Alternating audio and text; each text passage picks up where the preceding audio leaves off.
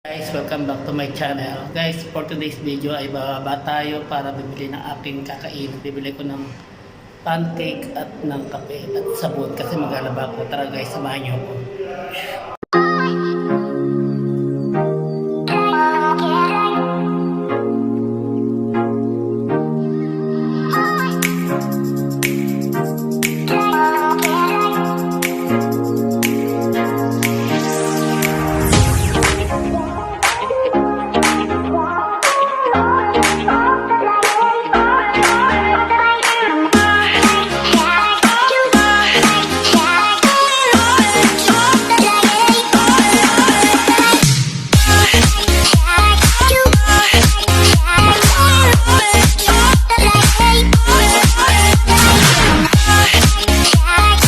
So ayan guys, nandito na ako sa Almaya Supermarket. Ito, wala ka ng gatas dito. Nestle. May dito nido. Pwede nyo ipapacket sa ito. 32 lang. Ito 63 yung malaki. Ito Nestle. Ito naman sa baba nito. Ito yung mga nakalata. Ayan. Ayan, ito Anchor 48. Pwede nyo ipapacket yan, papadala sa Pilipinas. Yung gatas sa lalaki, ang dami. Ayan yung mga kape, oh. Mga kopi ko, kopi blanco. Kupatayan isa lang naman bibiling ko. Ito yung iniinom ko palagi. Ayan, ang daming kape dyan. Lahat yan ang klase ng kape ay dyan. Ayan guys, lahat po ng klase ng kape nandito. Mga tina na kugar po. Ito yung mga Lipton tea. Ayan, Lipton tea, mga red label, green tea. Lahat ng klase ng tea ay dyan. Lahat ng klase ng mga tea nandito, pwede nyo ipadala sa Pilipinas. Ayan, ang dami, oh.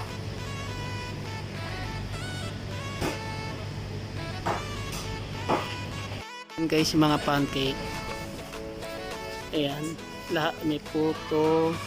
Ayan, pwede na yan, pwede nyo nalulutuin na lang yan. Ito yung pancake na bibiling ko. Ayan, 7 dirham lang. Ayan, 8 dirham lang isa. Ito yung bibiling ko. Ang daming mga pansit. Ayan, pansit bihon, mga kanton. Ayan, ang dami pampapackage niya, pwede. Ayan, ito yung binili ko. Ayan, isa. Luluto ako ng hot cake. So ayan guys, marami ditong pansit kanton, yung mga indomie, yan yung mga pagkain dito. Ayan, madalas namin binibili yan kapag nasa restaurant kami. Ayan, pansit kanton na kalamansi. Ayan, ang dami. Chicken curry yan, noka. Ayan, mura lang dito yan, madalas namin kinakain. Guys, bibili po ako ng sabon. Yung maliit lang ang bibilin ko kasi tipid yun. Kasi manual naman yung wash machine namin, kaya yung dalawang sabon okay na. Unahin ko yung puti na lalaban, saka isusunod ko yung kulay kasi di po ngayon maglalaba ako ng damit ko. And guys, magabayad nga po tayo sa counter at pauwi na tayo. At nakabili na ako ng pancake, saka ng sabon, saka ng kape ko. Tara guys, magbayad tayo.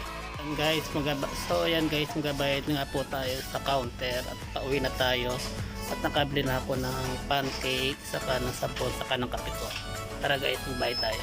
Ayan guys, nandito na po tayo sa bahay namin. Nakauwi na po ako. So ayan, nakasakay na po ako ng elevator sa first floor na ako guys. Ayan, luluto na tayo ng pancake guys. So ayan guys, nandito na po ako sa aming bahay. Tayo ay magluluto ng pancake. Bago ako magluto ng pancake, ay maglalaba muna ako guys. Samahan nyo muna akong maglaba. So yan guys yung aking labahin. Maglalaba muna po ako. Pipiliin ko lang yung mga puti at di color. Unahin ko syempre yung mga puti. Ayan.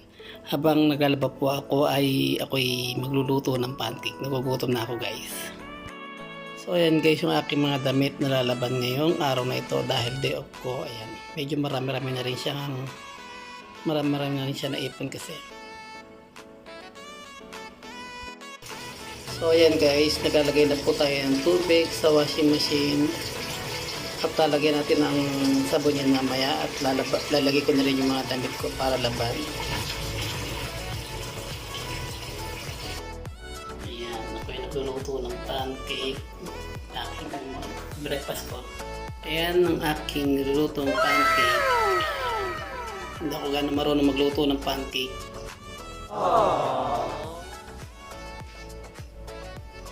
Ayan, ito yung ginawa ko. Ayan, nakakaluto na ako ng isa. Ayan.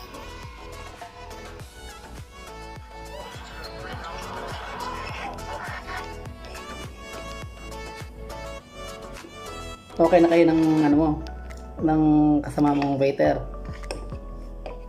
Yung kakausap yun.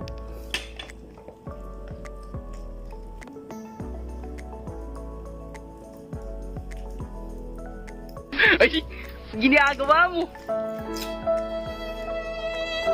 16 hours pa rin ba duty mo? Ako. Ano? Nung Friday. Ang pasok mo ngayon, alas 4 hanggang Alas 3. ano butog pa sila may kagabi dyan? Nakalang gabi? Oo, isang gabi. Si Mel na lang.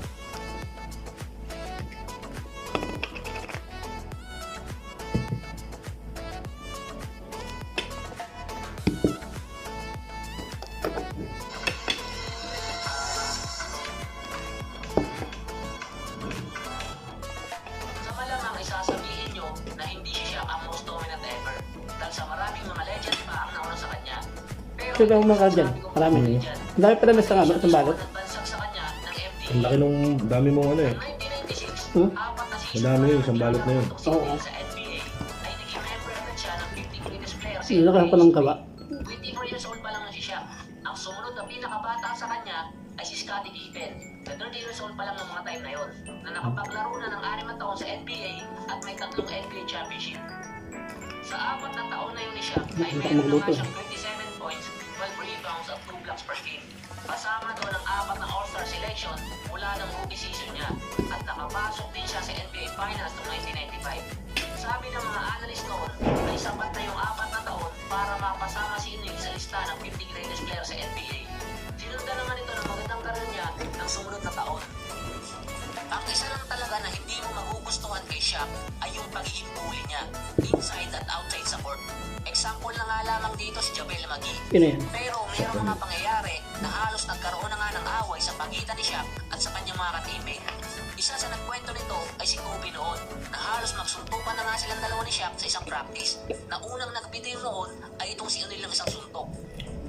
Bago pa yung Kevin Durant at Russell Westbrook, Hindi sila nagkakahuli ng Hero 9 sa Hero 10 na 8 yung presyo. si Penny Hardaway at si Shaquille O'Neal.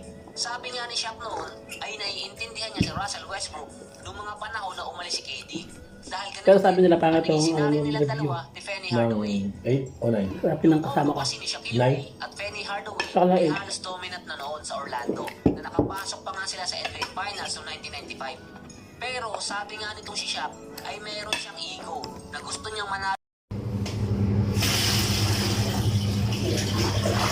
Guys, mag-focus na tayo ng aking mga damit. Shoutout nga pala kay Ginagawa mo. Benji, Dumantay, ayan. Shoutout nga pala siya, walang sawang sumusuporta sa aking mga video na si Benji na dati kong kasama sa trabaho. Ayan, Benedict, nag-shoutout na ako sa iyo ha. Salamat sa panonood ng mga video ko palagi.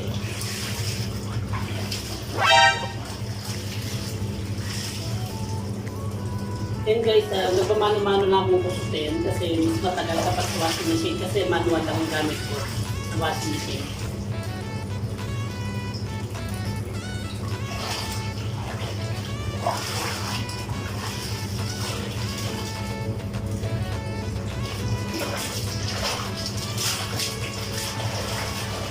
Ito yung buhay ko sa ibang bansa.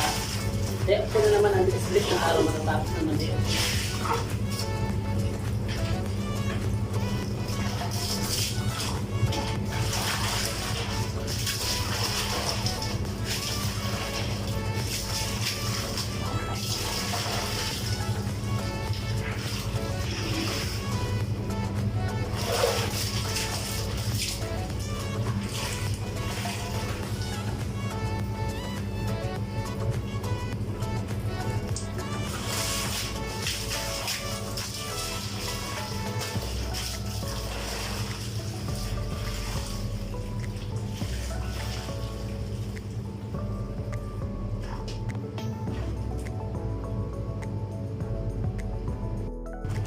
So ayan guys, naglalaban na po ako, nakakain na rin po ako ng pancake at nakainom na rin ako ng kape. Ito na yung yung dikulay na damit ko. Nalaba ko na pala yung mga puti. Hindi ko na lang binidyohan. Ngayon babanlawan ko na lang siya guys ng mano-mano para mabilis. Alas 3 na kasi dito ng hapon. Ayan, baka hindi matuyo. Ayan, wala po susutin bukas guys. So ayan guys, tapos na po tayong maglaba. Ayan, na-dryer ko na. Ayan, init-init. Ayan, na-dryer ko ng aking mga damit. Ayan, sasampay na natin guys. Samahan nyo ako magsampay mamaya. Ayan. So ayan guys, tapos na po tayo maglaba. Ayan, katatapos ko lang init. Basang-basa na yung pawis. Yung gamit ko pala sa pawis. Ayan kasi sa CR ngayon. Medyo mainit pa kasi hindi pa gano'ng malamig. Eh, sa guys, samahan niyo po ako maglaba. Maglaba. Magsampay pala. Tapos na pala akong maglaba. So, ayan guys. Magsasampay na po tayo ng nilabang ko. At tapos na po tayo maglaba. Nandito po ako sa terrace ngayon. Sa balcony namin.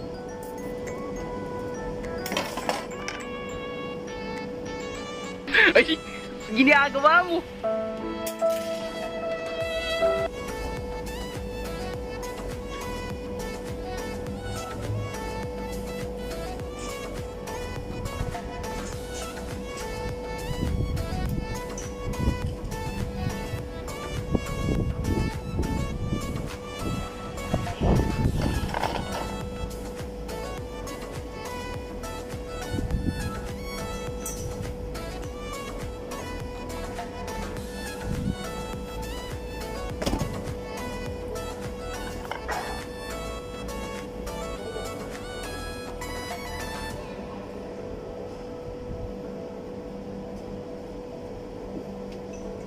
Mainit pa guys dito.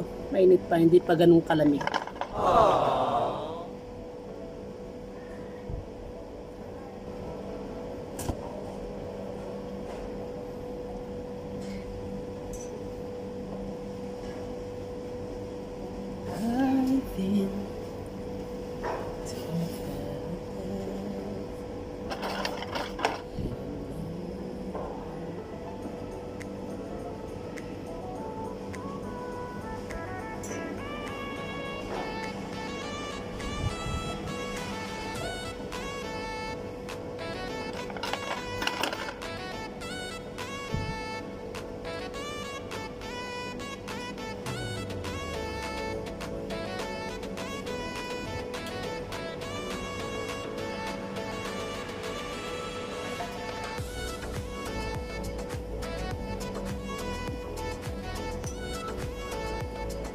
So ayan guys, paalam muna po. God bless po sa inyong lahat. Sana po parang magsawang manood ng aking mga video. Huwag po kayo magsawang manood ng aking mga vlog. Sana po supportahan niyo yung lahat ng mga video ko i-upload.